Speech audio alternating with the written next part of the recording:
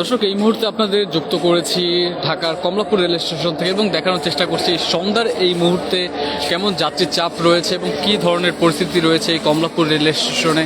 পাশাপাশি দেখানোর চেষ্টা করব ঢাকার এই কমলাপুর রেল স্টেশন থেকে বিভিন্ন গন্তব্যে ট্রেন ছেড়ে যাওয়ার সময়সূচি, সকল তথ্যই দেওয়ার চেষ্টা করবে এই সন্ধ্যার আপডেটের মাধ্যমে। দর্শক, যদি আপনাদের যদি দেখাই যে কোন ট্রেন কখন নাগাদ কোন গন্তব্যের উদ্দেশ্যে ছেড়ে যাবে এবং কতটুকু শিডিউল বিপর্যয় রয়েছে, বিলম্বে রয়েছে, সেই সকল তথ্য দিয়ে যদি শুরু করতে চাই, ব্রহ্মপুত্র এক্সপ্রেস যেটি দেওয়ানগঞ্জের উদ্দেশ্যে 6টা 15 মিনিটে ছেড়ে যাওয়ার কথা থাকলেও সেটি যথাসময়ে ছেড়ে যাওয়ার মতো প্রস্তুত হয়নি এবং পরবর্তীতে সম্ভাব্য সময় দেওয়া হয়েছে সন্ধ্যা 7টায়, কিন্তু এখন পর্যন্ত প্ল্যাটফর্ম নাম্বার উল্লেখ করা হয়নি। সুতরাং সেই ট্রেনটি সন্ধ্যা 7টায়ও ছেড়ে যাওয়ার মতো সক্ষমতা এবং সেটি প্রস্তুত হয়নি, যার ফলে সেটি আরও বলা যায় যে আরও দীর্ঘ সময় শিডিউল বিপর্যয় বা বিলম্বে ছেড়ে যাবে। ইতিমধ্যেই সেটি 1 ঘন্টার শিডিউল বিপর্যয় চলছে এবং পরবর্তীতে এখন পর্যন্ত প্ল্যাটফর্ম নাম্বার যেহেতু উল্লেখ নেই, সুতরাং সেই ট্রেনটি আরও অনেকটা সময় বিলম্ব হতে পারে। নরসিংদী কমিউটার যেটি 1 নম্বর প্ল্যাটফর্ম থেকে ভৈরবের উদ্দেশ্যে 6টা 30 মিনিটে ছেড়ে যাওয়ার কথা থাকলেও সেটিও যথাসময়ে ছেড়ে যেতে পারেনি।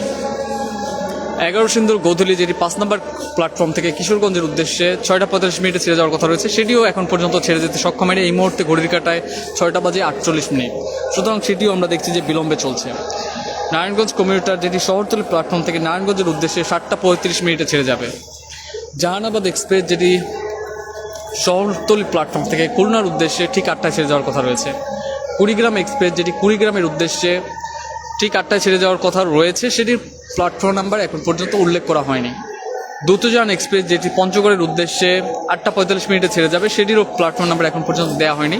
দর্শক, যদি দেখায় যে সন্ধ্যার এই পরিস্থিতিতে কেমন পরিমাণে যাত্রীর চাপ রয়েছে, সেই চিত্র যদি আপনাদের দেখায় যে আমরা সকাল থেকে দেখেছি যাত্রীর চাপ তুলনামূলকভাবে কম ছিল এবং বেলা বাড়ার সাথে সাথে আমরা যাত্রীর চাপ কিছুটা বাড়তে দেখেছি এবং এই মুহূর্তে যদি বলি যে বেশ স্বাভাবিক পর্যায়ে রয়েছে, যাত্রীর চাপ বেশিও না কমও না, বেশ স্বাভাবিক পর্যায়ে রয়েছে এবং কোনো ধরনের বিশৃঙ্খলা নেই। এই একটি ভালো দিক আমরা দেখতে পাচ্ছি এবং ট্রেনের শিডিউল বড় 2-3 ঘন্টা এরকমের নেই, 1 ঘন্টা একটি ট্রেনের শিডিউল বিপর্যয় রয়েছে। বড় যে শিডিউল বিপর্যয় সেটি আমরা দেখতে পাচ্ছি।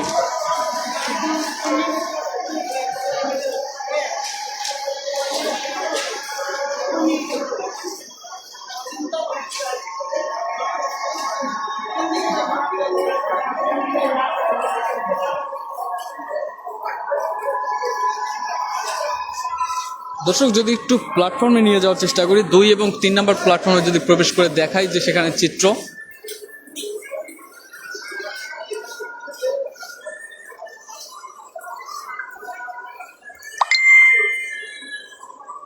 যেমনটি দেখছেন যে প্ল্যাটফর্মের যে বসার স্থান রয়েছে সেখানে যাত্রীরা দীর্ঘ সময় ধরে বসে তাদের সময় অতিবাহিত করছে। কেউ কেউ পরিবার, কেউ কেউ পরিজন এবং কেউ কেউ একা ভ্রমণ করছে। বিশেষত আপনাদের বলে রাখতে চাই যে শিডিউল বিপর্যয়ের ফলে যে দুর্ভোগ সেটি সৃষ্টি হয় যারা পরিবার নিয়ে ভ্রমণ করে, কেউ কেউ বাচ্চা এবং প্রবীণ ব্যক্তিদের নিয়ে ভ্রমণ করে থাকে, তারা দীর্ঘ সময় প্ল্যাটফর্মে থাকার কারণে তাদের যে একটি ভোগান্তি সেটি সৃষ্টি হয়। কেননা দর্শক, আপনাদের একটু জানিয়ে রাখতে চাই যে যখন কোনো যাত্রী কোনো ট্রেন ধরতে আসে তার বেশ কিছুটা পূর্বেই তারা এসে থাকেন, কেননা তাদের যাতে ট্রেনটি মিস না হয় এবং যাতে একটু আসনটি স্বাচ্ছন্দ্যে গ্রহণ করা যায় এবং আগে গ্রহণ করা যায়, সেক্ষেত্রে তারা ট্রেন ছাড়ার অনেকক্ষণ পূর্বেই চলে আসে। এবং অন্যদিকে যখন ট্রেনটির শিডিউল বিপর্যয় হয় সেক্ষেত্রে অনেকক্ষণ সময় তাদের বসে থাকতে হয় এবং পূর্বের সময় এবং পরবর্তীতে বিলম্বের সময় সব একত্রিত করে দীর্ঘ সময় তৈরি হয়, যার ফলে তারা এই দীর্ঘ সময় প্ল্যাটফর্মে অবস্থান করেন এবং তাদের মধ্যেই দীর্ঘ সময় প্ল্যাটফর্মে বসে থাকার জন্য একটি ক্লান্ত এবং দুর্ভোগ সেটি সৃষ্টি হয়। যার একটু বলে রাখতে চাই, যাদের পরিবার নিয়ে ভ্রমণ করে থাকে তাদের মধ্যে চরম দুর্ভোগ হয়। যখন বাচ্চা থাকে এবং প্রবীণ ব্যক্তি থাকে, তাদের যে একটি দীর্ঘ সময় কষ্টকর সময় সেটি পার করতে হয়।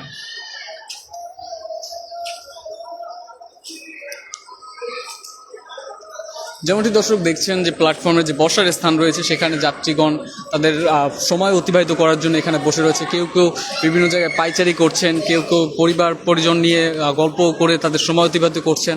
পাশাপাশি আপনাদের বলে রাখতে চাই যে ঢাকার কমলাপুর বিমানবন্দর এবং বেশ কয়েকটি স্টেশনে ইতিমধ্যে ফ্রি ওয়াইফাই সেবা পুরো প্ল্যাটফর্ম জুড়ে দেওয়া হচ্ছে।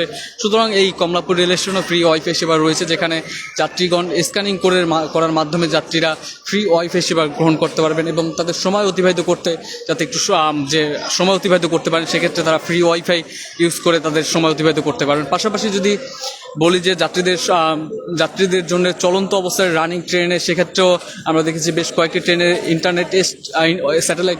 স্যাটেলাইট যে ওয়াইফাই রয়েছে সেই স্যাটেলাইট ওয়াইফাইয়ের মাধ্যমে চলন্ত অবস্থায় যাত্রীদের যে ইন্টারনেট সেবা ট্রেনের মধ্যে সেটিও আমরা দেখেছি কয়েকটি যে ট্রেনে সেটি করা হয়েছে।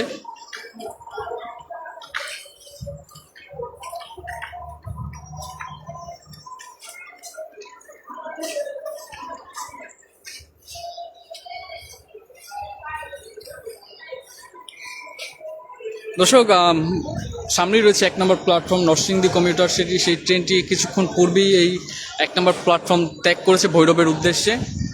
সেটি আমরা দেখছিলাম যে 30 মিনিটের মতো শিডিউল বিপর্যয় চলছিল, সেই ট্রেনটি এই মুহূর্তে ছেড়ে গিয়েছে।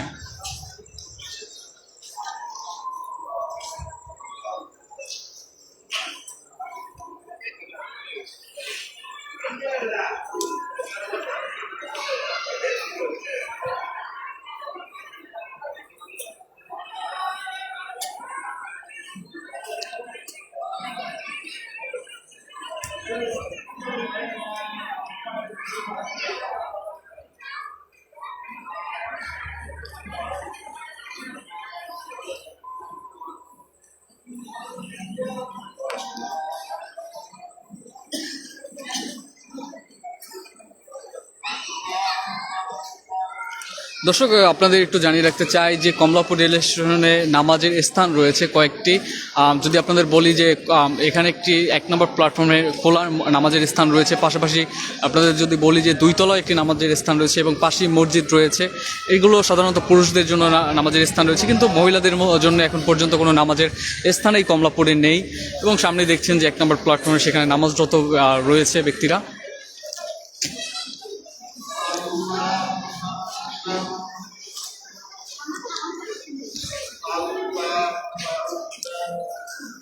দর্শক, যেমনটি দেখাচ্ছিলাম সন্ধ্যার আপডেটে কখন নাগাদ কোন ট্রেন ছেড়ে যাবে এবং কতটুকু ট্রেনের সিরিয়াল বিপর্যয় রয়েছে, এবং পাশাপাশি এই কমলাপুরে এখন এই মুহূর্তে কেমন যাত্রীদের উপস্থিতি রয়েছে, যাত্রীদের চাপ রয়েছে, শৃঙ্খলার সাথে রয়েছে কিনা বা কোনো বিশৃঙ্খলা রয়েছে কিনা, সকল তথ্যই আপনাদের দেওয়ার চেষ্টা করেছিলাম রেল নিউজের লাইভের মাধ্যমে। রেল নিউজের সাথে যুক্ত থাকার জন্য ধন্যবাদ।